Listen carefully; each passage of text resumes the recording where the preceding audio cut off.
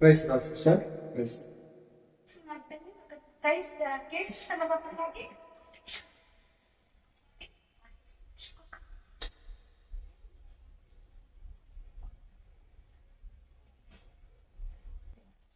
Thank you sister. ಈ ಸಮಯ ಮಾಡಿಕೊಟ್ಟಂತ ದೇವರಿಗೂ ಮತ್ತು ಈ ಅವಕಾಶ ಮಾಡಿಕೊಟ್ಟಂತ KCST ಮಹೇಶ್ವರ ಸ್ಟ್ಯಾಂಡಿಪೇಟ್ ಅವರಿಗೂ ಮತ್ತು ಕೂಡಿ ಬಂದಂತ ಎಲ್ಲ ದೇವಜನರಿಗೂ ನನ್ನ ಹೃದಯಪೂರ್ವಕವಾದ ವಂದನೆಗಳು. ಚಿಕ್ಕ ಪ್ರಾರ್ಥನೆ ಮಾಡಿಕೊಂಡು ಮುಂದಿನ ವಾಕ್ಯ ಹೋಗೋಣ. ನನ್ನ ಜೊತೆ ಸರಿ ನೀವು ಕೂಡ ಪ್ರಾರ್ಥನೆ.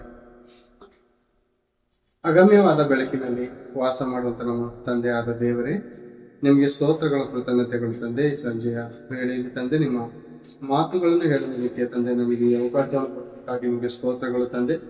ಅಪ್ಪ, ಹೇಳುವಂತೆ ನನಗೆ ಬೇಕಾದಂತಹ ಪವಿತ್ರಾತ್ಮನ ಸಹಾಯವನ್ನು ತಂದೆ, ಕೇಳುವಂತ ನಿಮ್ಮ ಮಕ್ಕಳಿಗೆ ಅದನ್ನು ಗ್ರಹಿಸುವುದಕ್ಕೆ ಬೇಕಾದಂತಹ ವಿವೇಕವನ್ನು ಜ್ಞಾನವನ್ನು ಕೊಟ್ಟು ನಮ್ಮ ಮಧ್ಯದಲ್ಲಿ ತಂದೆ ನಿಮ್ಮ ಒಬ್ಬರದೇ ನಾವು ಮಹಿಮೆಪಡಿಸಿಕೊಳ್ಳಬೇಕೆಂದು ಈ ಪ್ರಾರ್ಥನಾ ಮನವಿ ವಿಜ್ಞಾಪನೆಯನ್ನು ನಿಮ್ಮ ಪ್ರಿಯ ಕುಮಾರನು ನಮ್ಮ ರಕ್ಷಕನು ಪ್ರಪಂಚ ಮೋಕ್ಷ ಪ್ರವರ್ತನದ ಕ್ರಿಸ್ತೋತ್ತಿನೊಂದು ಪ್ರಾರ್ಥಿಸಿ ಬೇಡಿ ಆಮೇಲೆ ಕೂಡಿ ಬಂದಂತ ಎಲ್ಲ ದೇವಜನರಿಗೆ ಯೇಸು ಕ್ರಿಸ್ತನ ನಾಮದಲ್ಲಿ ಮತ್ತೊಂದ್ಸಾರಿ ವಂದನೆಗಳು ಸಮರ್ಪಿಸ್ಕೊಳ್ತಾ ಇದ್ದೀನಿ. ಪ್ರೇರೆ ಈ ದಿನ ಸ್ಟ್ಯಾನ್ಲಿ ಪಿಂಟೋ ಸರ್ ಅವ್ರದ್ದು ಜನ್ಮದಿನವನ್ನು ಆಚರಿಸಿಕೊಂಡದ್ದನ್ನು ನಾವೆಲ್ಲರೂ ನೋಡಿದ್ದೇವೆ ಮತ್ತು ಕೇಳಿದ್ದೇವೆ. ದೂರವಿದ್ದವರು ಬಾರದೇ ಇದ್ದರೂ ವಿಷನ್ನು ಮಾಡೋದನ್ನು ನಾವು ನೋಡಿದ್ದೇವೆ. ಓಕೆನಾ? ನಮಗೆಲ್ಲ ಗೊತ್ತಿರುವಂತ ವಿಷಯ, ಇದನ್ನ ಅವರ ಜನ್ಮದಿನ.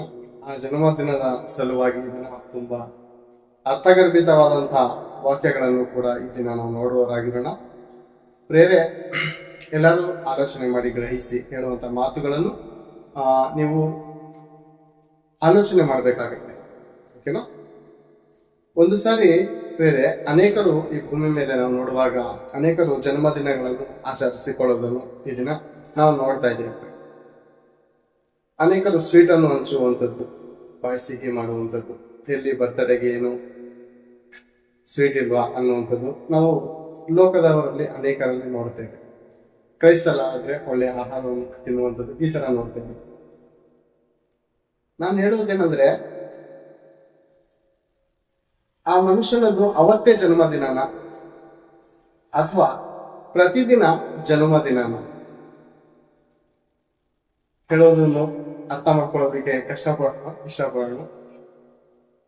ಅವತ್ತೇ ಜನ್ಮದಿನ ಇರುತ್ತಾ ಅಥವಾ ಪ್ರತಿದಿನ ಜನ್ಮದಿನ ಇರುತ್ತಾ? ಪ್ರತಿದಿನಾನು ಜನ್ಮದಿನಾನೇ. ಒಂದ್ಸಾರಿ ಪ್ರಲಾಪಗಳು ಗ್ರಂಥ 3ನೇ ಅಧ್ಯಾಯ 22ನೇ ವಚನ 23ನೇ ವಚನ ಓದಿ ಯಾರಾದ್ರೂ ಸಹಕರಿಸಿ.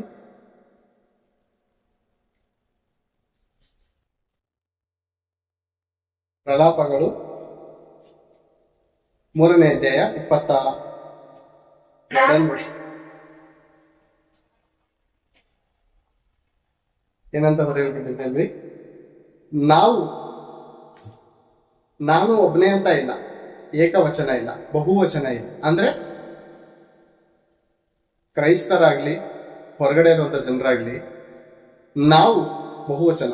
ನಾವು ಉಳಿದಿರುವುದು ಯೆಹೋವನ ಕರುಣೆಯೇ, ಆತನ ಕೃಪಾವರಗಳು ನಿಂತು ಹೋಗವು. ಈಗ ದಿನವೂ ಹುಟ್ಟುಹಬ್ಬ ಒಂದೇ ದಿವಸ ಇರುತ್ತಾ? ಇಲ್ಲ ಪ್ರೇರೆ, ದಿನವೂ ಹೊಸದಾಗಿ ಒದಗಿ ಬರುತ್ತದೆ. ನಿಜವಲ್ಲೂ ಪ್ರೇರೆ, ನಾವೆಷ್ಟು ಅದೃಷ್ಟಶಾಲಿಗಳಲ್ವ? ಭೂಮಿ ಮೇಲೆ ಬದುಕಿರುವಂತ ಮನುಷ್ಯರು ಎಷ್ಟೊಂದು ಅದೃಷ್ಟಶಾಲಿ ಅಂದ್ರೆ ಅವರು ಪ್ರತಿದಿನನೂ ಹುಟ್ಟುಹಬ್ಬ ಆಚರಿಸ್ಕೊತಾ ಇರ್ತಾರೆ. ಆದ್ರೆ ಅವ್ರಿಗೆ ಗೊತ್ತಿಲ್ಲ, ಹೌದಲ್ವ? ಪ್ರತಿದಿನನೂ ಪ್ರತಿ ಮನುಷ್ಯನದ್ದು ಹುಟ್ಟಿದ ಹಬ್ಬನೇ ಬದುಕಿರುವಾಗ. ಒಂದು ವೇಳೆ ಪ್ರಾಣ ಹೋದ್ರೆ ಸತ್ತವ್ರಿಗೋಸ್ಕರನು ಅಂದ್ರೆ ಅನೇಕ ಆಕ್ಟರ್ಗಳಿಗೆ ಅಭಿಮಾನಿಗಳಿರ್ತಾರೆ ಅಲ್ವಾ? ಆ ಅಭಿಮಾನಿಗಳು ಸತ್ತು 10 ವರ್ಷ ಆಗಿದ್ರು, 15 ದಿವಸ ಆಗಿದ್ರು, ಬೋರ್ಡ್ ಅಲ್ಲಿ ಅವರ ಜನ್ಮದಿನ ಮರಣ ದಿನವನ್ನು ಹಾಕಿ ಹುಟ್ಟುಹಬ್ಬದ ಕೋರಿಕೆಗಳನ್ನು ವಿಶ್ ಮಾಡ್ತಾ ಇರ್ತಾರೆ ಅಲ್ವಾ? ಬೋರ್ಡ್ ಅಲ್ಲಿ ನಾವು ನೋಡಿರ್ತೇವೆ ಅನೇಕ ಆಕ್ಟರ್ಗಳು. ಅವ್ರಿಗೆ ಇಷ್ಟವಾದಂತ ಹೀರೋಗಳನ್ನು ನೆನೆಸಿ ಅನೇಕರು ಬೋರ್ಡ್ ಹಾಕಿ ಅದರಲ್ಲಿ ಏನಾಗಿರ್ತಾರೆ, ಜನ್ಮದಿನ ಅಂತ ಹಾಕಿ ಅಥವಾ ಮರಣ ದಿನ ಅಂತ ಹಾಕಿರ್ತಾರೆ ಅಲ್ವಾ. ದೇವರು ಹೇಳ್ತಿರೋಂತ ಮಾತು ಸತ್ತ ಸಿಂಹಕ್ಕಿಂತ, ಅರ್ಥ ಮಾಡ್ಕೊಳ್ಳಿ, ವಾಕ್ಯ ಇದೆಯಾ, ಈ ಮಾತಿದ್ಯಾ ಪ್ರಸಂಗಿ ಗ್ರಂಥದಲ್ಲಿ, ಸತ್ತ ಸಿಂಹಕ್ಕಿಂತ ಬದುಕಿರುವ ನಾಯಿಯ ಲೇಸು. ಸತ್ತ ಸಿಂಹಕ್ಕಿಂತ ಬದುಕಿರುವ ನಾಯಿಯ ಲೇಸು ಅಂದ್ರೆ ಈ ಲೋಕದಲ್ಲಿ ನಾನೇ ವೀರನು, ನಾನೇ ಶೂರನು, ನನ್ನ ಬಿಟ್ರೆ ಯಾರು ಇಲ್ಲ ಅಂದುಕೊಂಡು ಸಿಂಹದ ರೀತಿಯಲ್ಲಿ ಇರುವವರೆಲ್ಲ, ರಾಜರು, ಶೂರರು, ವೀರರು ಎಲ್ಲಾರು ನಶಿಸಿ ಹೋದ್ರು. ಪ್ರಪಂಚ ಕ್ರೈಸ್ತರನ್ನು ಯಾವ ರೀತಿ ನೋಡ್ತಾ ಇದ್ದಾರೆ ಇವತ್ತು? ಯಾವ ರೀತಿ ನೋಡ್ತಾ ಇದ್ದಾರೆ? ಹೀನವಾಗಿ ನೋಡ್ತಾ ಇದ್ದಾರೆ. ಆದ್ರೆ ಯಾರು ಲೇಸಂತೆ? ಸತ್ತು ಪಾತಾಳಕ್ಕೆ ಹೋದವನು ಲೇಸ, ಬದುಕಿ ಜೀವನದ ನಿರೀಕ್ಷೆಯನ್ನು ನಿರೀಕ್ಷಿಸಿ ಪರಲೋಕಕ್ಕೆ ಹೋಗುವುದಕ್ಕೆ ಸಿದ್ಧವಾಗ್ತಿರುವಂತ ನಾವು ಲೇಸ. ನಾವು ಲೇಸು, ನೀವು ಲೇಸು, ಬದುಕಿರುವಂತ ನಾವುಗಳು ಲೇಸು ಅಲ್ವಾ. ಜನರು ನಮ್ಮನ್ನು ಯಾವ ರೀತಿ ಅನ್ಕೊಂಡ್ರು ಪರವಾಗಿಲ್ಲ, ಆದ್ರೆ ದೇವರ ದೃಷ್ಟಿಯಲ್ಲಿ ನಾವು ಯಾರಾಗಿದ್ದೇವೆ ಗೊತ್ತಾ? ಮಾನ್ಯರಾಗಿದ್ದೇವೆ ಪ್ರೇರೆ. ಪ್ರತಿದಿನ ಜನ್ಮದಿನಾನೇ. ಒಂದು ವೇಳೆ ನಮ್ಮ ಪ್ರಾಣ ಈ ಭೂಲೋಕವನ್ನು ಬಿಟ್ಟು ಹೋಗ್ಬೇಕಾಗಿದ್ರೆ ಏನಾಗಿರೋದು? ನಮ್ದು ಮರಣವಾಗ್ತಿತ್ತು. ಒಂದು ವೇಳೆ ದೇವರ ಕೃಪೆ, ಈ ದಿನವೂ ಬರುವಂತ ದೇವರ ಕೃಪೆ ಒಂದು ವೇಳೆ ನಿಂತೋಗಿದ್ರೆ ಏನಾಗ್ತಾ ಇತ್ತು ಗೊತ್ತಾ? ಒಂದು ದಿವಸ ನಿಂತೋಗ್ತಾ ಇದ್ರೆ ಏನಾಗ್ತಾ ಇತ್ತು ಗೊತ್ತಾ ನಮ್ಮ ಜೀವನ? ಒಂದು ಸಾರಿ ಕೀರ್ತನೆಗಳು 94ನೇ ಅಧ್ಯಾಯ 17ನೇ ವಚನವನ್ನು ತೆಗೆದು ಓದೋಣ. ಕೀರ್ತನೆಗಳು 94:17.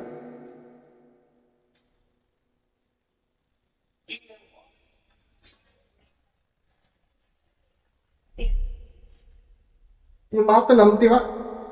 ಪವಿತ್ರಾತ್ಮನ ಪ್ರೇರಣೆಯಿಂದ ಬರೆದಿರುವಂತ ಮಾತಿದೆ.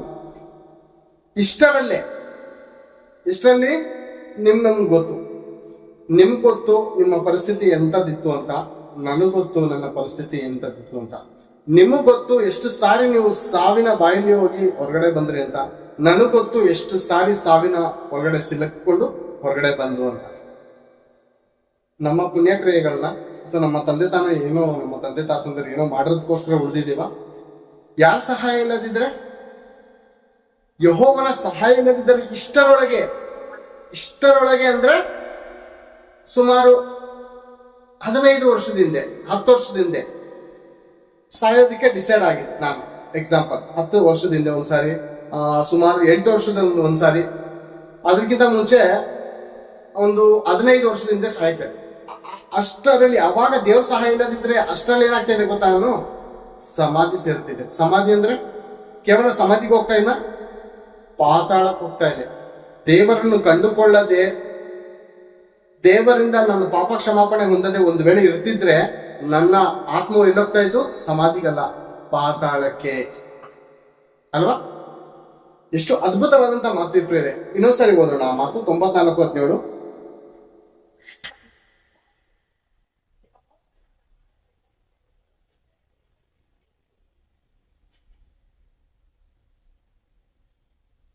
ಕೆಳ ವಚನ. ಯೆಹೋವನೇ, ನನ್ನ ಕಾಲು ಜಾರಿತೆಂದು ಅಂದಾಗಲೇ ನಿನ್ನ ಕೃಪೆಯು ನನಗೆ ಆಧಾರವಾಯಿತು. ನನ್ನ ಕಾಲು ಜಾರಿತು ಅಂದ್ರೆ ನನ್ನ ಕಾಲು ಪಾತಾಳಕ್ಕೆ ಹೋಗುವುದಕ್ಕೆ ಸಿದ್ಧವಾಗಿತ್ತು, ಜಾರಿತ್ತು. ನಾನು ಇನ್ನು ಬದುಕಲ್ಲ, ನನ್ನ ಜೀವನದ ದಿನ ಅಂತ್ಯ, ನನ್ನ ಪಾಪದ ಕೂಡ ತುಂಬೋಯ್ತು, ಇನ್ನ ಈ ಪಾಪಗಳಿಂದ ನನ್ನನ್ನು ಬಿಡಿಸಲು ಯಾರು ಇಲ್ಲ ಅಂದುಕೊಂಡಾಗಲೇ ಯಾವುದೋ ಒಂದು ರೀತಿಯಲ್ಲಿ ದೇವರ ಶುಭವಾರ್ತೆ ನಮ್ಮ ಹತ್ರಕ್ಕೆ ಬರ್ತು. ಯಾರ ಮೂಲಕನೂ ದೇವರು ಹೇಳಿ ಕಳಿಸ್ತರು ನಮ್ಮನ್ನ, ಈ ಮಗನು ಆಪತ್ತಿನಲ್ಲಿದ್ದಾನೆ, ಈ ಮಗಳು ಸಾವಿನ ಹಾದಿಯನ್ನು ನೋಡ್ತಾ ಇದ್ದಾಳೆ, ಹೋಗು ರಕ್ಷಿಸು. ದೇವರ ಕರೆ ಯಾವಾಗ ಬರುತ್ತೆ ಗೊತ್ತಾ? ಸುವಾರ್ತೆಯ ಮೂಲಕ. ಆಲ್ರೆಡಿ ನಮ್ ಕರೆ ಬಂದಿದೆ, ಇನ್ನೂ ಕರೆ ಬಂದಿಲ್ಲ. ಕನಸು ರೂಪಾಗಿ ಕರೆ ಬರುತ್ತೆ. ದೇವರು ನಮ್ಮನ್ನು ಕರೀತಾ ಇದ್ದಾರೆ. ಈಗ ಒಂದು ಬಾಗಿಲಲ್ಲಿ ನಿಂತ್ಕೊಂಡು ತಟ್ತಾ ಇದ್ದೇನೆ. ಈ ಕರೆ ಯಾವಾಗ ಬಂದ್ಬಿಟ್ಟಿದೆ ಪ್ರೇರೆ? ಯಾವಾಗ ಬಂದಿದೆ ಗೊತ್ತಾ? ಶುಭವಾರ್ತಾದ ಮಾನದ ಮೂಲಕ. ಎಡೆ ಕಷ್ಟಪಡುವವರೇ, ಹೊರೆ ಹೋಗ್ತವರೇ, ನೀವೆಲ್ಲರೂ ನನ್ನ ಬಳಿಗೆ ಬನ್ನಿರಿ ಅಂತ ಯಾವಾಗ ಕರೆದ್ರು ಗೊತ್ತಾ? ದೇವರಲ್ಲಿ ಬಂದು 20 ವರ್ಷ ಆದ್ಮೇಲೆ ಇನ್ನೂ ಕರೆ ಬಂದಿಲ್ಲ ಅಂತ ನಾವು ನಿಜವಾದ ಅಮಾಯಕತ್ವದಲ್ಲಿ ಜೀವಿಸ್ತಾ ಇದ್ದೀವಿ. ಯಾವ ಕರೆ ಬಂತು ಗೊತ್ತಾ? ಯೇಸು ಕ್ರಿಸ್ತನ್ ಶುಭವಾರ್ತಾದ ಮಾನದ ಮೂಲಕ, ಒಬ್ರು ಸೇವಕರ ಮೂಲಕ ವಾಕ್ಯ ಹೇಳಬೇಕಾದ್ರೆ ಕರೆದಿರ್ಬೋದು, ಕರಪತ್ರಿಕೆಗಳ ಮೂಲಕ ಕರೆದಿರ್ಬೋದು ಅಲ್ವಾ?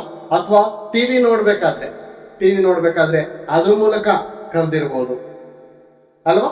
ಇದು ಕರೆ ಬಂದಿದೆ. ಕರೆಯಲ್ಪಟ್ಟವರು ಅನೇಕರು, ಆಯಲ್ಪಟ್ಟವರು ಇದರಲ್ಲಿ ಆಯಲ್ಪಟ್ಟವರು ಇದಾರಲ್ಲ ಅವ್ರು ಕೊಂಚ ಜನ ಮಾತ್ರ. ಈಗ ವಿಷಯಕ್ಕೆ ಬರೋಣ. ದೇವರ ಸಹಾಯವಿಲ್ಲದಿದ್ದರೆ ಇಷ್ಟರಲ್ಲೇ 15 ವರ್ಷದಿಂದ ನಾನು ಸಾಯ್ಬೇಕಾಗತ್ತು, ಅಥವಾ ನಿಮ್ಗೆ ಗೊತ್ತು ಯಾವ್ಯಾವ ಪರಿಸ್ಥಿತಿಯಲ್ಲಿ ನೀವು ಹಾದು ಬಂದಿದ್ದೀರ ಅಂತ, ಎಷ್ಟೆಷ್ಟು ವರ್ಷದಿಂದ ನೀವು ಸಾಯ್ಬೇಕಾಗಿರ್ತದೆ ನಿಮ್ಗೆ ಗೊತ್ತಿತ್ತು. ಆ ದಿನಗಳು ನೆನೆಸ್ಕೊಳ್ಳುವಾಗ ಪ್ರಿಯರೇ, ಈ ವಚನವನ್ನು ನೆನೆಸ್ಕೊಳ್ಳಿ. ದೇವರ ಸಹಾಯವಿಲ್ಲದಿದ್ದರೆ ಅಷ್ಟರಲ್ಲೇ. ಒಂದು ವೇಳೆ ಅನೇಕರು, ನನ್ನ ಚಿಕ್ಕ ವಯಸ್ಸು ಸುಮಾರು 22-23, ನನ್ನ ಮಕ್ಕಳು ಚಿಕ್ಕವರು, ಚಿಕ್ಕ ಪುಟ್ಟ ಮಕ್ಕಳು, ಅಷ್ಟರಲ್ಲೇ ನನ್ನ ಪ್ರಾಣ ಹೋಗುತ್ತಿದ್ದರೆ ನನ್ನ ಮಕ್ಕಳು ನನಗೆ ತಂದೆ ಅಂತ ಕರೀತಾ ಇರಲಿಲ್ಲ. ನಮ್ಮ ಮಡದಿಗೆ ವಯಸ್ಸು ಕಡಿಮೆ ಇರೋದ್ರಿಂದ ಅವರ ಮನೆಯವರು ಏನ್ ಮಾಡ್ತಾ ಇದ್ರು, ಪ್ರತಿಯೊಬ್ಬರ ಮನೆಯಲ್ಲೂ ಹಾಗೆ, ಪ್ರತಿಯೊಂದು ಕಡೆನೂ ಬಹಳ ಜನ ಇಲ್ಲ ನಾನು ಗಂಡ ನೆನಪಲ್ಲೇ ಇರ್ತೇನೆ ಅಂತ ಅನೇಕರು, ಹೆಂಡತಿ ನೆನಪಲ್ಲೇ ಇರ್ತೇನೆ ಅಂತ ಗಂಡಂದಿರು ಬಹಳ ಕಡಿಮೆ ಅಲ್ವಾ. 100ರಲ್ಲಿ 10% ಇರೋದಕ್ಕೆ ಸಾಧ್ಯ. ಇಲ್ಲ ಅಂದಿದ್ರೆ ನಿಮ್ಮ ಮಕ್ಕಳು, ನನ್ನ ಮಕ್ಕಳು ಮದುವೆ ಆಗಿ ಒಂದು ವೇಳೆ ನಮ್ಮ ಪ್ರಾಣ ಹೋಗ್ತಿದ್ರೆ ನಮ್ಮ ಮಕ್ಕಳು ನಮ್ಗೆ ತಂದೆ ಅಂತ ಕರೆಯುವಂತ ಪರಿಸ್ಥಿತಿ ನಾವು ಇರ್ತಾ ಇಲ್ವಾ.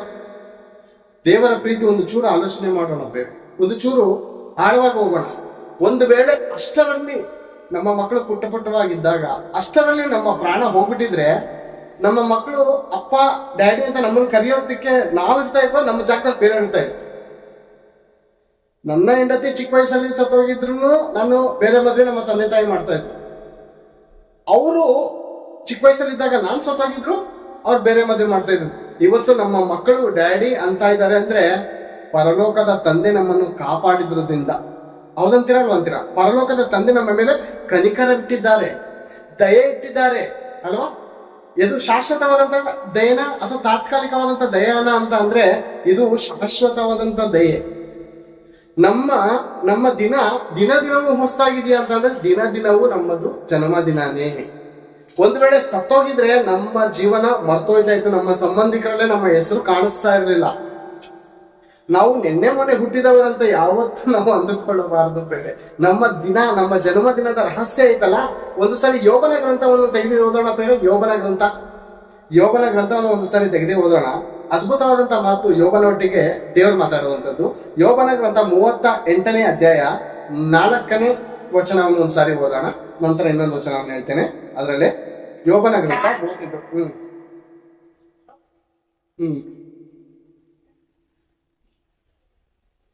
ಸಾಕು ಓಕೆ. 38:4 ಎಲ್ಲಾರು ವಚನವನ್ನು ತೆಗೆದು ಬರ್ಕೊಳ್ಳೋಣ ಇದು, ಓಕೆನಾ? ಬರೆದುಕೊಂಡು ನಿಜವಾಗ್ಲೂ ಈ ಮಾತು ನಾವು ಗ್ರಹಿಸೋಣ. 38:4 ನಾನು ಲೋಕಕ್ಕೆ, ದೇವರ ಪ್ರಶ್ನೆ ಆಗ್ತಾ ಇದ್ರೆ, ನಾನು ಲೋಕಕ್ಕೆ ಅಸ್ಥಿವಾರ ಆಗಿದಾಗ, ಲೋಕ ಸುಮಾರು 13 ಲಕ್ಷ ವರ್ಷದ ಹಿಂದೆ ಹುಟ್ಟಿತು ಅಂತ ಕೆಲವರು ಹೇಳ್ತಾರೆ. ಕೆಲವರು ನೋಡಿದ್ರೆ 13 ಕೋಟಿ ವರ್ಷದಿಂದ ಹುಟ್ಟಿತು ಅಂತ ಕೆಲವರು ಹೇಳ್ತಾರೆ. ಈ ಭೂಮಿ ಬಿಗ್ ಬ್ಯಾಂಗ್ ಥಿಯರಿ ಅಂದ್ರೆ ದೊಡ್ಡ ಸ್ಫೋಟ ಆಯ್ತು, ಆ ಸ್ಫೋಟದ ಮೂಲಕ ಸೂರ್ಯಚಂದ್ರ ನಕ್ಷತ್ರಗಳು ಉಂಟಾದವು, ಭೂಮಿ ಉಂಟಾಯ್ತು ಅಂತಂತಾರೆ. ಅಷ್ಟು ಕೋಟಿ ವರ್ಷದಿಂದ ನೀನು ಇದ್ದ ಅಂತ ದೇವರು ಪ್ರಶ್ನೆ ಆಗ್ತಾ ಇದ್ರೆ 21ನೇ ವಚನದಲ್ಲಿ ದೇವರೇ ಆನ್ಸರ್ ಕೊಡ್ತಾ ಇದ್ದಾರೆ. ಆ ಮಾತಿಗೆ ಒಂದ್ಸರಿ ಓದೋಣ, ಅದೇ ಮಾತು 38.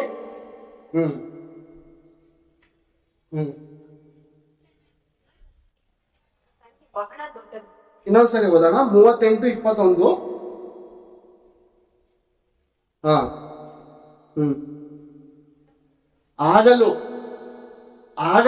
ಆಗಲು ಹುಟ್ಟಿದ್ದೆ ಅಲ್ಲವೇ. ಈಗ 2 ಇಲ್ಲ, ಅದು ಅಗಲು ಅಂದ್ರೆ ಫಸ್ಟ್ನೇ ಆ ಬಂದು ಸ್ಪೀಡ್ ಆಗಿ ಹೇಳ್ಬೋದು. ಆಗಲು ಅಂದ್ರೆ 2ನೇ ಅಕ್ಷರ ನಿಧಾನಕ್ಕೆ ಹೇಳ್ಬೋದು. ಇದು ಅರ್ಥ ಬರೋದು ಆಗಲು ಅಂದ್ರೆ ಮೊದಲು ನೀವು ಇದ್ದೆ ಅಂತ. ಈಗ ನಾನು ಹೇಳೋದೇನಂದ್ರೆ 4ನೇ ವಚನ 28ನೇ ವಚನ 2 ಸೇರಿ ಓದಿ. ಫಸ್ಟ್ 4ನೇ ಓದಿ, ಆಮೇಲೆ 21 ಜಲ್ದಿ ಓದೋಣ. ಅಲ್ಲ 4 ಫಸ್ಟ್ 4 ಓದಿ, ಆಮೇಲೆ 21 ಅಲ್ಲಿಂದ ಅಲ್ಲಿ ಓದಿ.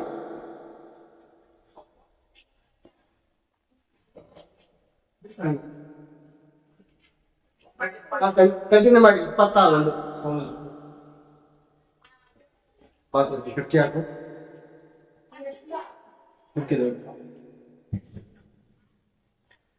ಸಿಸ್ಟರ್ 21 ಮಾತ್ರ, 4 ಆದ್ಮೇಲೆ 21 ಡೈರೆಕ್ಟ್ ಆಗೋದು.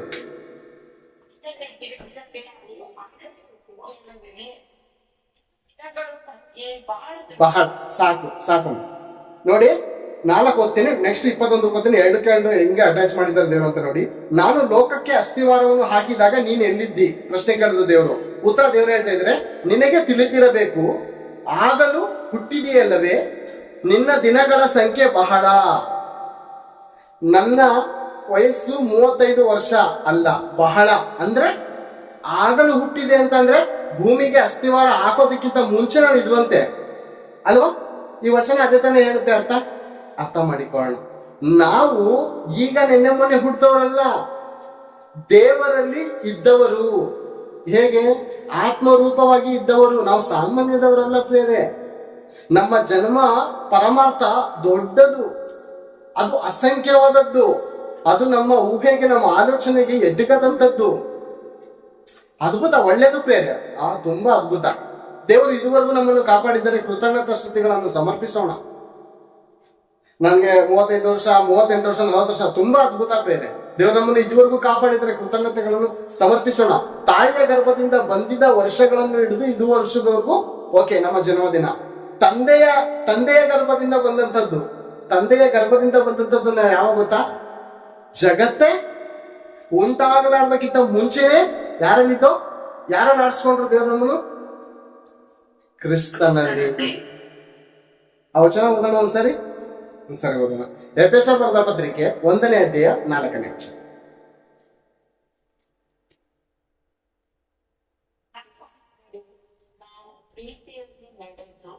ಆತನ ಸನ್ನಿಧಿಯಲ್ಲಿ ಪರಿಶುದ್ಧರು ದೋಷವಿಲ್ಲದವರು ಆಗಿರಬೇಕೆಂದು ನಮ್ಮನ್ನ ಜಗತ್ತುತ್ಪತ್ತಿಗೆ ಮುಂಚೆ ಕ್ರಿಸ್ತನಲ್ಲಿ ಹಾರಿಸಿಕೊಂಡನು. ಎಷ್ಟು ಅದ್ಭುತ ಅಲ್ವಾ? ದೇವರ ಆಲೋಚನೆ ಲೆಕ್ಕ ಹಾಕಿದ್ದೇವೆ. ಈಗ ನಮ್ಮ ನಮ್ಮ ನಮ್ಮ ಎಣಿಕೆಯಲ್ಲಿ ವರ್ಷಗಳೈತೆ, ದೇವರ ಎಣಿಕೆಯಲ್ಲಿ ಏನ್ ಗೊತ್ತಾ? 1 ಗಂಟೆಯಂತೆಯೂ 1 ವರ್ಷದಂತೆಯೂ 1000 ವರ್ಷಗಳಂತೆ. ದೇವರಿಗೆ 1 ದಿನ 1000 ವರ್ಷಗಳಂತೆಯೂ 1000 ವರ್ಷಗಳು 1 ದಿನದಂತೆಯೂ ಇದೆ. ಆಲೋಚನೆ ಮಾಡೋಣ ಪ್ರೇ. ಎಷ್ಟು ಅದ್ಭುತವಾಗಿ ದೇವರು ಸತ್ಯದ ಗ್ರಂಥದಲ್ಲಿ ನಮ್ಗೆ ವಿವರಣೆ ಕೊಟ್ಟಿದ್ದಾರೆ ಅಂದ್ರೆ, ಹೇಗಿದ್ದೋ ನಾವು ದೇವರಲ್ಲಿ, ಹೇಗಿದ್ದೋ ಈ ಭೂಮಿಗೆ ಬರೋದಕ್ಕಿಂತ ಮುಂಚೆ ಹೇಗಿದ್ದೋ. ಒಂದು ಸಾರಿ ಕೀರ್ತನೆಗಳು 90ನೇ ಅಧ್ಯಾಯ 1ನೇ ವಚನ. ಕೀರ್ತನೆಗಳು 90ನೇ ಅಧ್ಯಾಯ 1ನೇ ವಚನ.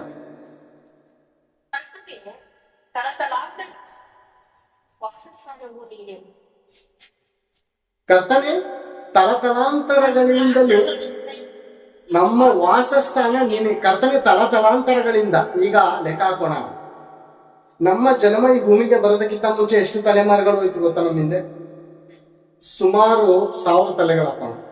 1000 ತಲೆ ಹಿಂದೆ ನಾವಿದ್ದು 999 ತಲೆ ಹಿಂದೆ ಅಲ್ಲಿ ಟ್ರಾನ್ಸ್ಫರ್ ಅದು.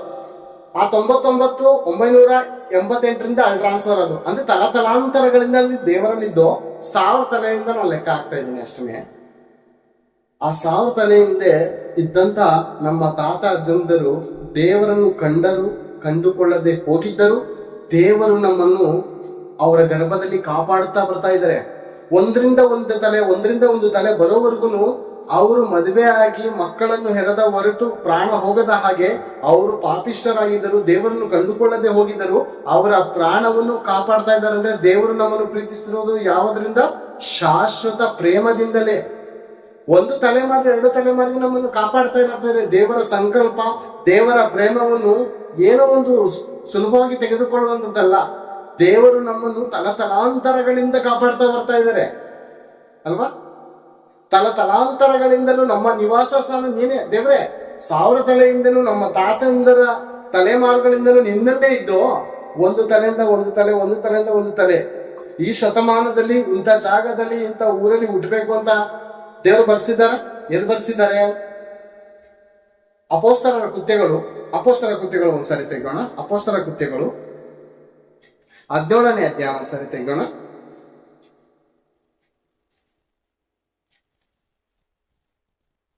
26ನೇ ವಚನವನ್ನು ಓದಿ ಸಹಕರಿಸಿ. 26 ಮುಂದೆ ಓದಿ.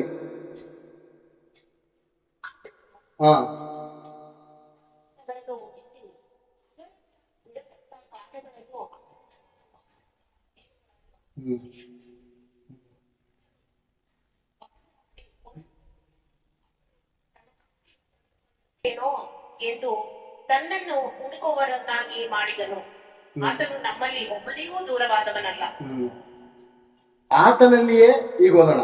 ಆತನಲ್ಲಿಯೇ ನಾವು ಜೀವಿಸುತ್ತೇವೆ. ಆತನಲ್ಲಿಯೇ ಅರ್ಥ ಮಾಡ್ಕೋಣ. ದೇವರಲ್ಲಿಯೇ ನಾವು ಜೀವಿಸುತ್ತೇವೆ. ದೇವರಲ್ಲಿ ಆಲ್ರೆಡಿ ನಾವು ಜೀವಿಸ್ತಾ ಇದ್ದು. ಆತನು ನಮ್ಮಲ್ಲಿ ಒಬ್ಬನಿಗೂ ದೂರವಾದವನಲ್ಲ. ಒಬ್ಬನಿಗೂ ದೂರವಾದವನಲ್ಲ ಅಂದ್ರೆ 1000 ತಲೆಯಿಂದ ನಾವು ಇದ್ವಲ್ಲ, ನಮ್ಮ ತಾತಂದರಿಗೂ ಅವರು ದೂರವಾಗಿರಲ್ಲ. ಆತ್ಮರೂಪವಾಗಿ ನಾವು ಅವರಲ್ಲಿ ಇದ್ದೋ. ಅರ್ಥ ಮಾಡಿಕೊಳ್ಳೋಣ. ಆತನಲ್ಲಿಯೇ ನಾವು ಜೀವಿಸುತ್ತೇವೆ, ಚಲಿಸುತ್ತೇವೆ. ಹೇಗೆ? ಒಂದು ಆತ್ಮದಿಂದ ಮತ್ತೊಂದು ಆತ್ಮಕ್ಕೆ, ಒಂದು ಆತ್ಮದಿಂದ ಮತ್ತೊಂದು ಆತ್ಮಕ್ಕೆ ಚಲಿಸುತ್ತೇವೆ. ಕೆಳಗಡೆ ಓದೋಣ. ಚಲಿಸುತ್ತೇವೆ, ಇರುತ್ತೇವೆ. ನಿಮ್ಮ ಕವಿಗಳಲ್ಲಿಯೂ ಕೆಲವರು ನಾವು ಆತನ ಸಂತಾನದವರೇ ಎಂಬುದಾಗಿ ಹೇಳಿದ್ದಾರೆ. ಈ ವಚನ ಬಹಳ ಬಹಳ ಅರ್ಥಗರ್ಭಿತ. ಇರುತ್ತೇವೆ, ಚಲಿಸುತ್ತೇವೆ. ನೋಡಿ, ಇರುತ್ತೇವೆ, ಇದ್ದೋ, ಅಂತ್ಯಕಾಲದಲ್ಲಿ ಪ್ರತ್ಯಕ್ಷವಾದೋ. ಈ ಮಾತು ಯಾರು ಹೇಳಿದ್ದಾರೆ? ಯೇಸು ಪ್ರಭು ಹೇಳಿರೋದನ್ನು ನಾವು ನೋಡ್ತೇವೆ. ಒಂದು ಸಾರಿ ಆ ವಚನವನ್ನು ತೆಗೆದು ನಾವು ಇದಕ್ಕೆ ಜಾಯಿನ್ ಮಾಡುವಾಗ ಆ ವಚನಕ್ಕೆ ಒಂದು ಅರ್ಥ ಸಿಗುತ್ತೆ ಇನ್ನೂ ಹೆಚ್ಚಾಗಿ. ಇಬ್ರಿಯ ಬರೆದ ಪತ್ರಿಕೆ 10ನೇ ಅಧ್ಯಾಯ 5ನೇ ವಚನವನ್ನು ತೆಗೆದು ಓದೋಣ.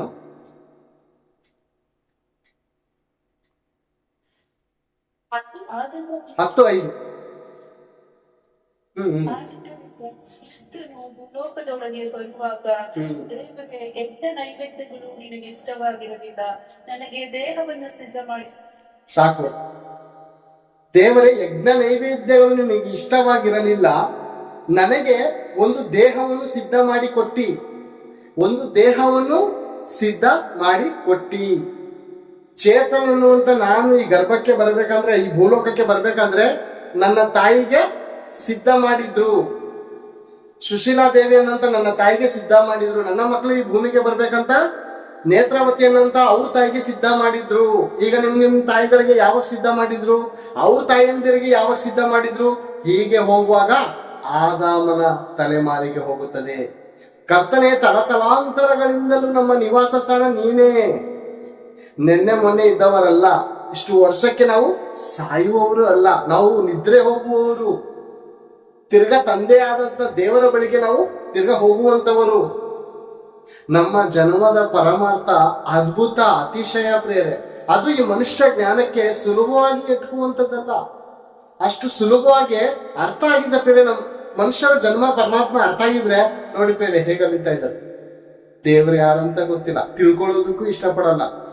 ಅನೇಕರು ಕೆಲವರಿಗೆ ಅಭಿಮಾನಿಗಳಾಗ್ಬಿಟ್ಟಿರ್ತಾರೆ. ಅವ್ರು ಇವಂಗ ಅಭಿಮಾನಿ, ಇವ್ನು ಅವಂಗ ಅಭಿಮಾನಿ, ಇವ್ರು ಅವ್ರ ಲವರ್, ಇವ್ನು ಅವ್ನ ಲವರ್ ಅಂತ ಅಡಿತಾ ಇದ್ದಾರೆ ಪ್ರೇರೆ. ಏನ್ ಪ್ರೇರೆ? ಒಂದು ಹುಡುಗಿ ಒಂದು ನೋಡಿ ಐ ಲವ್ ಯು ಅಂತಾರೆ. ನಾನು ನಿನಗೋಸ್ಕರನೇ ಹುಟ್ಟಿದ್ದು ಅಂತಾರೆ. ನಮ್ದು ನಿಮ್ದು ಸಂಬಂಧ ಜನ್ಮ ಜನ್ಮದ ಸಂಬಂಧ ಅಂತಾರೆ. ಇದು ನಿಜವಾನ? ಮನುಷ್ಯರದ್ದು ಜನ್ಮ ಜನ್ಮದ ಸಂಬಂಧನ? ದೇವರದು ನಮ್ಮದು ಜನ್ಮ ಜನ್ಮದ ಅನುಬಂಧನ? ಮನುಷ್ಯರದಲ್ಲ, ದೇವರದು ನಮ್ಮದು. ಏನ್ ಗೊತ್ತಾ? ಜನ್ಮ ಜನ್ಮದ ಅನುಬಂಧನ. 1000 ತಲೆಮಾರದಿಂದ ಅಲ್ಲಿ ನಮ್ ತಾತ ಹುಟ್ಟಿದಾಗ ಆಗ್ಲೂ ದೇವರೊಟ್ಟಿಗೆ ನಮ್ದು ಜನ್ಮ ಜನ್ಮದ ಅನುಬಂಧ. ಒಂದು ಜನ್ಮಕ್ಕೆ ಅನುಬಂಧ.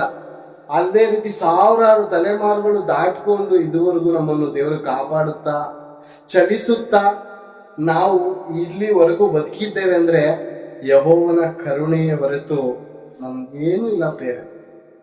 ನಾವೇನು ಇಲ್ಲ. ನಾವು ಮಣ್ಣಿಗೆ ಮಣ್ಣು, ಧೂಳಿಗೆ ಧೂಳು. ನಾವು ಉಳಿದಿರುವುದು ದೇವರ ಕರುಣೆ. ಆತನ ಕೃಪಾವರಗಳು ಒಂದು ತಲೆಮಾರಿಗೆ ನಿಲ್ಲುವಂತದ್ದಲ್ಲ. ಅದು ದಿನವೂ ತಲೆಮಾರುಗಳಿಗೂ ಸಾಗುತ್ತಾ ಹೋಗ್ತಾ ಇದೆ. ಇದುವರೆಗೂ ಸಾಗಿದೆ, ಇನ್ನು ಮುಂದೆಯೂ ಸಾಗುತ್ತೆ. ನಮ್ಮ ತಾತ, ನಮ್ಮ ಅಜ್ಜಿ, ಅವರಿಂದಂತ ಅಜ್ಜಿ ತಾತಂದಿರು ದೇವರನ್ನು ಕಂಡುಕೊಳ್ಳದೆ ಹೋಗಿದ್ದರು. ಅವ್ರಿಗೆಲ್ಲರಿಗೂ ದೇವರು ಯಾರು? ನಾವು ನೀವು ಸತ್ಯವನ್ನು ತಿಳಿದುಕೊಂಡಂತ ಆ ದೇವರೇ ಅವರ ದೇವರು ಕೂಡ. ಅದಕ್ಕೆ ಒಂದು ಅದ್ಭುತವಾದಂತ ಹಾಡಿದೆ. ಅಬ್ರಹಾಮನ್ ದೇವರು ನೀನೇ ಅಯ್ಯ, ಇಸಾಕನ್ ದೇವರು ನೀನೇ ಅಯ್ಯ, ಯಾಕೋಬನ್ ದೇವರು ನೀನೇ ಅಯ್ಯ, ಇಂದು ನನ್ನ ದೇವರು ನೀನೇ ಅಯ್ಯ ಅಂತ ಸತೀಶ್ ಫಾಸ್ಟ್ ಅವ್ರು ಹಾಡಿದ್ದಾರೆ. ನಾನು ಆ ಹಾಡನ್ನು ಯಾವ ರೀತಿ ಹಾಡೋದಕ್ಕೆ ಇಷ್ಟಪಡ್ತೀನಿ ಗೊತ್ತಾ? ನೀವು ಆ ಹಾಡನ್ನು ಒಂದು ಸಾರಿ ಹಾಡೋದಕ್ಕೆ ಇಷ್ಟಪಡಿ, ಒಂದು ಚರಣವನ್ನು ಹಾಡಿ ಮುಗಿಸ್ಕೋಣ. ನನ್ನ ತಾತನ ದೇವರು ನೀನೇ ಅಯ್ಯ, ನನ್ನ ತಂದೆಯ ದೇವರು ನೀನೇ ಅಯ್ಯ, ಇಂದು ನನ್ನ ದೇವರು ನೀನೇ ಅಯ್ಯ, ನಾಳೆ ನನ್ನ ಮಕ್ಕಳ ದೈವವು ನೀನೇ ಅಯ್ಯ, ನನ್ನ ತಾತನ ದೇವರು ನೀನೇ, ನನ್ನ ತಂದೆಯ ದೇವರು ಇಂದು ನನ್ನ ದೇವರು ನೀನೇ ಅಯ್ಯ, ನಾಳೆ ನನ್ನ ಮಕ್ಕಳ ದೈವವು ನೀನೇ ಅಯ್ಯ, ನನ್ ಕೋಲು ಚಿಗುರುವಂತೆ ಮಾಡಿದೆ ನೀನು, ನಿನ್ನ ಪಡೆದ ನಾನು ನಂಬಿಗಸ್ತನು. ಎಂಥ ಅದ್ಭುತವಾದಂತ ದೇವರು ಪ್ರಿಯರೇ. ಎಷ್ಟೋ ತಲೆಮಾರುಗಳಿಂದ ನಮ್ಮನ್ನು ಕಾಪಾಡುತ್ತಾ ನಮ್ಮ ತಂದೆ ತಾಯಿಗಳು ನಂಬಿದ್ದರು, ನಂಬದೇ ಹೋದರು, ಅನೇಕ ಮೂರ್ತಿಗಳನ್ನು ಮಾಡಿಕೊಂಡು ಇದೇ ದೇವರುಗಳು ಅಂದುಕೊಂಡು ಬೆಟ್ಟಗಳು, ಗುಡ್ಡಗಳು, ಮರಗಳು ಎಲ್ಲ ಸುತ್ತುತ್ತಾ ಇದ್ದರು.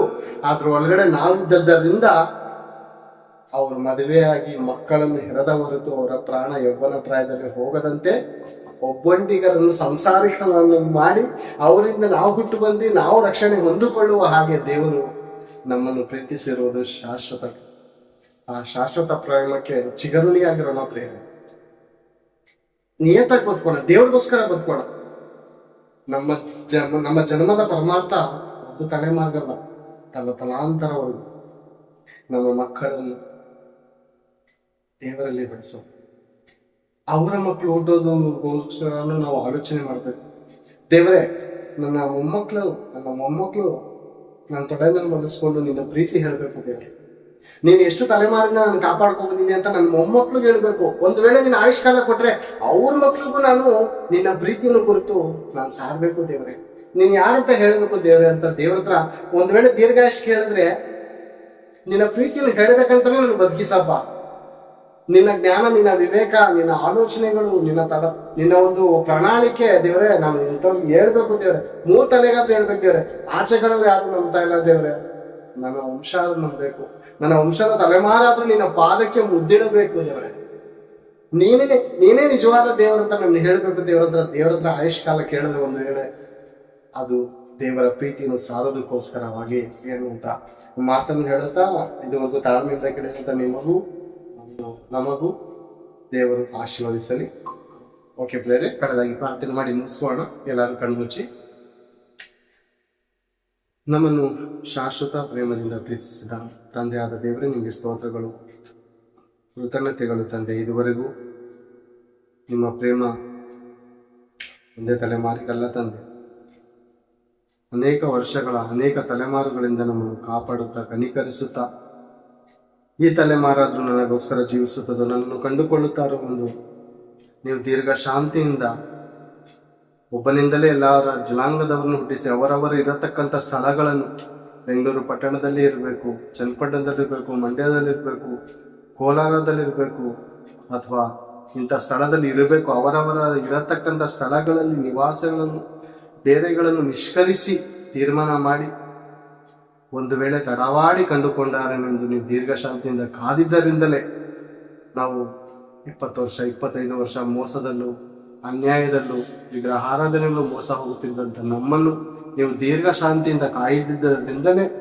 ಯಾರ ಮೂಲಕ ಆದ್ರೂ ನಮಗೆ ಶುಭವರ್ತಮಾನವನ್ನು ಕೇಳಿಸಿ ನಾವು ನಿಮ್ಮನ್ನು ನಂಬುವ ಹಾಗೆ ನೀವು ಕೃಪೆ ತೋರಿಸಿದ್ದಕ್ಕಾಗಿ ಸ್ತೋತ್ರಗಳು ತಂದೆ.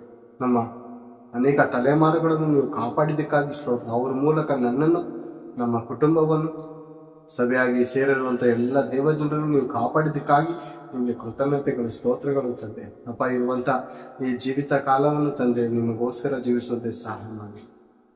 ನಮ್ಮ ವಂಶದವರೆಲ್ಲರೂ ನಿಮ್ಮನ್ನು ಕಂಡುಕೊಳ್ಳುವಂತೆ ಸಹಾಯ ಮಾಡಿ. ನಮ್ಮ ಮಕ್ಕಳು, ನಮ್ಮ ಮೊಮ್ಮಕ್ಕಳನ್ನು ನಾವು ನೋಡುವವರಾಗಿ ಅವರಿಗೂ ಕೂಡ ನಿಮ್ಮ ಪ್ರೀತಿಯ ಮಾತು, ನಿಮ್ಮ ಜ್ಞಾನದ ಮಾತು, ನಿಮ್ಮ ಚಿತ್ತ, ನಿಮ್ಮ ಆಲೋಚನೆ, ನಿಮ್ಮ ಸಂಕಲ್ಪಗಳನ್ನು ಅವ್ರಿಗೂ ಕೂಡ ತಿಳಿಸುವವರಾಗಿರುವಂತೆ ಸಹಾಯ ಮಾಡಿ. ಈ KCS ಟೀಮಲ್ಲಿ ತಂದೆ ಇರುವಂಥ ಎಲ್ಲ ಸದಸ್ಯರ ಮಕ್ಕಳು ಸುಮಾರು ಸಾವಿರಾರು ತಲೆಯವರೆಗೂ ತಂದೆ ಈ ಒಂದು ಟೀಮಲ್ಲಿ ಮಕ್ಕಳು ಮೊಮ್ಮಕ್ಕಳುಗಳು ತಂದೆ ಬೆಳೆದು ಫಲ ಕೊಡುವವರಾಗಿದ್ದು ಅನೇಕರು ನಶಿಸಿ ಹೋಗುತ್ತಿರುವಂಥ ಆತ್ಮಗಳನ್ನು ಬೆಂಕಿಯ ಬಾಯೊಳಗಡೆಯಿಂದ ತಪ್ಪಿಸಿ ಅವರನ್ನು ರಕ್ಷಿಸಿ ಅಪ್ಪ ನೀವಿರುವಂತಹ ಮಹಾಲೋಕಕ್ಕೆ ಸೇರಿಸುವಂಥ ಮಹಾಜ್ಞಾನಿಗಳನ್ನಾಗಿ ಆತ್ಮ ಭಾರವುಳ್ಳವರಾಗಿ ನಮ್ಮನ್ನು ಮಾರ್ಪಡಿಸಿರಿ ತಂದೆ, ನಡೆಸಿರಿ ತಂದೆ. ನಾವೆಲ್ಲೇ ಇದ್ದರೂ, ಯಾವ ಸಭೆಯಲ್ಲಿದ್ದರೂ, ಯಾವ ಸಂಘದಲ್ಲೇ ಇದ್ದರೂ ತಂದೆ ನಾವು ಎಲ್ಲರೂ ಅಣ್ಣ ತಮ್ಮಂದಿರು, ನಾವೆಲ್ಲರೂ ಅಕ್ಕ ತಂಗಿಯರಾಗಿದ್ದೇವೆ ತಂದೆ. ನಾವು ಒಂದೇ ಆತ್ಮವನ್ನು ಹಂಚಿಕೊಂಡವರು ತಂದೆ. ನಾವು ಆ ಸಭೆಯವರು, ಈ ಸಂಘಟನೆಯವರು ಅಂತ ಏನಿಲ್ಲ ತಂದೆ. ನಾವೆಲ್ಲರೂ ಒಂದೇ ಮಕ್ಕಳು, ನಾವೆಲ್ಲರೂ ಒಂದೇ ದೇವರ ಜನರ ಮಕ್ಕಳಾಗಿದ್ದೇವೆ ತಂದೆ. ಹೌದಪ್ಪ, ನಾವೆಲ್ಲರೂ ಒಂದೇ ಆಗಿದ್ದೇವೆ ತಂದೆ.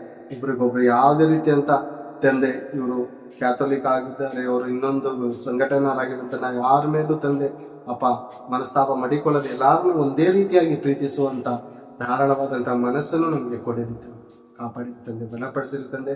ಬಂದಂತ ಎಲ್ಲಾರನ್ನೂ ತಂದೆ ಹೆಸರಾಗಿ ಆಶೀರ್ವದಿಸಿರಿ, ಬಲಪಡಿಸಿರಿ ತಂದೆ. ಅಪ್ಪ ನಮಗೆ ಪ್ರೀತಿಯನ್ನು ನಮ್ಮ ಹೃದಯದಲ್ಲಿ ತಂದೆ, ಶಾಂತಿಯನ್ನು, ಸಮಾಧಾನವನ್ನು ನೀವು ತಾನೇ ಅನುಗ್ರಹಿಸಿ ನಡೆಸಿರಿ. ಅಪ್ಪ ಬಾರದಿರುವಂತ ನಿಮ್ಮ ಮಕ್ಕಳನ್ನು ಕೂಡ ಹೇಳುವಾಗಿ ಆಶೀರ್ವದಿಸಿರಿ, ನಡೆಸಿರಿ. ಈ ಟೀಮು ತಂದೆ ಶಾಶ್ವತವಾಗಿ ನಡೆಯುವುದೇ ಸಹಾಯ ನಡೆಸಿರಿ ತಂದೆ. ಅಪ್ಪ ಈ ದಿನ ಜನ್ಮದಿನವನ್ನು ಆಚರಿಸಿಕೊಂಡಂತ ತಂದೆ ಸಹೋದರರಿಗೋಸ್ಕರ, ಅಧ್ಯಕ್ಷರಿಗೋಸ್ಕರ ಪ್ರಾರ್ಥನೆ ಮಾಡ್ತಾ ಇದ್ದರು. ಇದುವರೆಗೂ ತಂದೆ ತಾಯಿಯ ಗರ್ಭದಿಂದ ಬಂದಾಗಿನಿಂದಲೂ ನೀವೇ ಆಧಾರವಾಗಿದ್ದವರನ್ನು ಕಾಪಾಡಿದ್ದೀರ. 38 ವರ್ಷಗಳ ಕಾಲ ತಂದೆ ಎಷ್ಟೋ ಜ್ವರಗಳು, ಎಷ್ಟೋ ಹುಷಾರಿಲ್ಲದಂಥ ಕಾರ್ಯಗಳು, ಎಷ್ಟೋ ಹೋರಾಟಗಳು ತಂದೆ ಇದ್ದಾಗಲೂ ತಂದೆ ಇದುವರೆಗೂ ನೀವು ಕಣ್ಣಲ್ಲಿ ಕಣ್ಣಿಟ್ಟು ಕಾಪಾಡಿದ್ದರು ತಂದೆ. ಎಷ್ಟೋ ಅನಾಹುತಗಳು ನಡೆದಾಗಲೂ ತಂದೆ, ಕೆಡುಕರ ಕಣ್ಣುಗಳಿಗೆ ತಂದೆಗೆ ಅನೇಕ ಸಿಲುಕಿದಾಗಲೂ ತಂದೆ ನೀವು ಕಾಪಾಡಿದ್ದೀರ ತಂದೆ. ಇಷ್ಟರೊಳಗೆ ಯಾವತ್ತೂ ತಂದೆ ಸಮಾಧಿಗೆ ಹೋಗಬೇಕಾಗಿರುವಂತಹ ಪ್ರಾಣವನ್ನು ನಿಮ್ಮ ದೃಷ್ಟಿಯಲ್ಲಿ ಅಮೂಲ್ಯವಾಗಿ ನೀವು ಇಟ್ಟುಕೊಂಡು ನಿಮ್ಮ ಕಣ್ಮಣಿಯಂತೆ ಅವ್ರನ್ನು ಕಾಪಾಡಿದ್ದೀರ. ಒಳ್ಳೆ ಆಯುಷ್ಕಾಲವನ್ನು ಕೊಡಿರಿ ತಂದೆ, ಮತ್ತು ಒಳ್ಳೆ ಆರೋಗ್ಯವನ್ನು ಕೊಟ್ಟು ತಂದೆ ನಿಮ್ಮ ಸೇವೆಯಲ್ಲಿ ತಂದೆ ದೃಢವಾಗಿ ನಿಂತುಕೊಂಡು ತಂದೆ ನಡೆಯುವುದಕ್ಕೆ ಸಹಾಯ ಮಾಡಿ ಬಲಪಡಿಸಿರಿ. ನಿಮ್ಮ ಚಿತ್ತಕ್ಕನುಗುಣವಾಗಿ ಮಾಡುವಂಥ ಪ್ರತಿಯೊಂದು ಸೇವಾ ಕಾರ್ಯಗಳನ್ನು ತಂದೆ ನಿಮ್ಮ ಮುಂದೆ ಇದು ಆಶೀರ್ವದಿಸಿ ನಡೆಸಿರಿ. ನಿಮ್ಮ ಕರದಲ್ಲಿ ಒಪ್ಪಿಸ್ಕೊಡ್ತೇನೆ. ಮಕ್ಕಳನ್ನು ಮತ್ತು ತಂದೆ ವೃದ್ಧರನ್ನು ಎಲ್ಲರನ್ನೂ ತಂದೆ ಬಲಪಡಿಸಿರಿ ತಂದೆ. ಆರೋಗ್ಯ ಬಲವನ್ನು ಕೊಟ್ಟು ಮನೆ ಕುಟುಂಬದ ಶಾಂತಿ ಸಮಾಧಾನ. ಈ ಪ್ರಾರ್ಥನಾ ಮನವಿ ಜ್ಞಾಪನೆಯನ್ನು ನಮ್ಮ ರಕ್ಷಕನಾದ ಕ್ರಿಸ್ತ ಯೇಸುವಿನಿಂದ ಪ್ರಾರ್ಥಿಸಿ ಬೇಡಿ ಪ್ರಾರ್ಥನೆ.